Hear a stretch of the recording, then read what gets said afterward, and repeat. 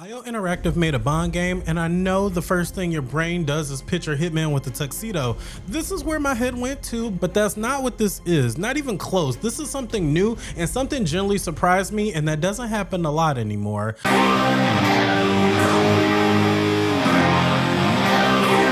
Big thank you to IO Interactive for the review key and letting me stream this one. That means a lot, but you already know this takeaway is going to be mine and mine alone. 007 First Light puts you in the shoes of a young James Bond, not the version that we know, not the one that walks around in every room like he already owns it. This is before all that. He's sharp, he's cocky, he's a little reckless, but not stupid. They never really made him feel like a rookie who's in over his head. He's capable from minute one. You're watching him become the legend that we all know and love. Patrick Gibson plays him, and honestly, they nailed it with the casting perfectly. He got the quips, the charm, the wit, and none of them feels forced, and I really thought it would feel annoyed after a while, and it just didn't. He's not trying to be any James Bond that came before him. He has his own thing going, and it works really well. Lenny James as his mentor Greenway is generally one of the best characters in the whole game. Q is generally cool as hell in this one as well. The story itself runs about 15 hours, longer than what I was expecting. It takes Bond across multiple locations. Some has real twist in it, and for the most part, it keeps a solid pace throughout the game. There are maybe one or two chapters that felt like the game was stretching a little bit. You can feel when the game is trying to buy some time to stretch it out, but they don't really go long enough to really derail anything. One section more than the other really just kind of missed for me, but overall, I was in it start to finish. The game is very structured. You drop into a level, usually some kind of open public space, and you got to figure out how you're going to get where you need to go. And the freedom of how you do that is where the game really earns its Hitman comparison. You eavesdrop on conversations to pick up information, you're talking to NPCs to work an angle, you're stealing a disguise or bluffing a guard or hacking a laptop to cause a distraction across the room. It's that social stealth spy work, and it feels really good to move through a space like that, reading the room and finding a clean play and staying invisible. It made me really kind of wish we had more spy games in the gaming universe. Maybe something like the Kingsman as a video game would be awesome.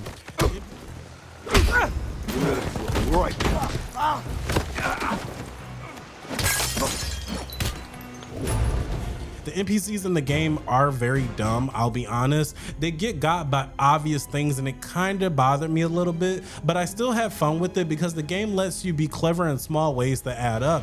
And if you get spotted, it doesn't blow the whole level. Zones are contained, so getting caught in one area doesn't cascade into chaos everywhere. Unlike Hitman, where one mistake can light up the whole map, and here you handle it and you move on.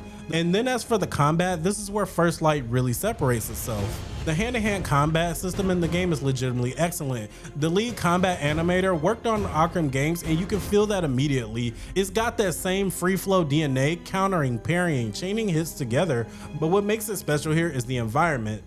Everything around you is a weapon or a tool. Slam someone into a glass case, throw a guy into a server rack and watch him get zapped, shove someone over a crate and then follow up with a punch to the back of the head, kick a handcart into a group of enemies, grab a glass bottle off of the nearest surface and throw it into someone before you close the gap. And the guns barely have any ammo intentionally, so even when the shooting starts, you still have to improvise constantly, shooting one guy and picking up his gun, gadget another one, using the environment on a third. It keeps you moving and it keeps you being creative. When you're locked into that rhythm, when everything is clicking, you feel the most powerful and you become the most dangerous person in the room. That's the feeling that the game is going for, and it delivered that pretty successfully.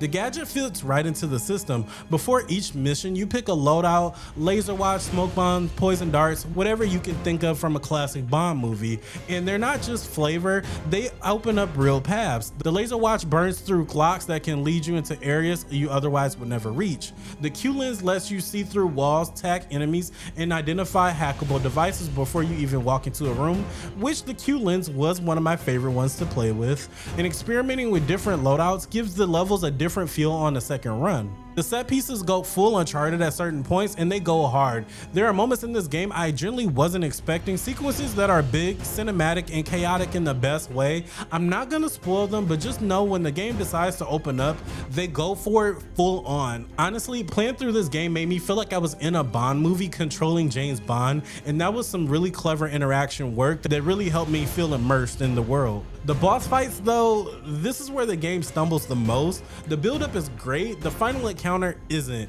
It's one of those situations where everything came before it was creative and fun, and the boss kind of just didn't land at all. Mechanically underwhelming, and some level of it doesn't connect thematically the way it should. And it seems to be a pattern with the most AAA games that I generally wish would stop, and unfortunately First Light doesn't break it. The driving in the game is another letdown, and it stings more here because this is a Bond game. You should get behind the wheel of an Aston Martin and feel something. The truck sequences are solid and very destructive and chaotic, but the sports car stuff was a major disappointment. It never hits the fantasy. It's functional, it wasn't terrible, but it's not Bond behind the wheel, you know? If you watch the movies, you know what I'm talking about. The gap between what it should feel like and what it does feel like is very noticeable. Outside of those things, and I do mean this, the game is a blast. It looks stunning, the environments are detailed and alive, the lighting is cinematic throughout, the sound design works on every level, from the quiet ambient moments in Q's lab to the full-on orchestral chaos during the live action sequences.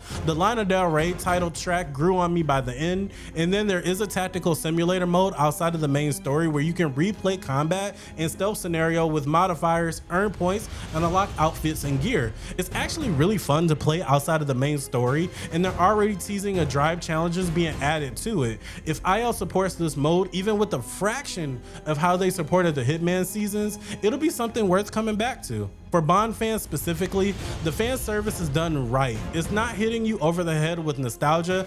It is in some details. It's in the details, walking through the Q branch and messing with the prototype gadgets, the way the game leans into the Bond tropes, the over-the-top villain contraptions, the exotic locations, the one-liner delivers and passing like they don't even matter, without making any of it feel cheap. They understood the assignment and they stayed true to the Bond fans. 007 First Light is a great game. It's not flawless. The boss fights did underwhelm me. The driving doesn't live up to the fantasy, and there's sections or two that overstayed its welcome. But the core of what IO built here is generally fun and generally well made, and it generally is a great Bond game. If you've been a Bond fan for your whole life, this is an easy recommendation. If you just want a well-made third-person action game with some creativity behind it, it's the same answer. Go play it and enjoy it.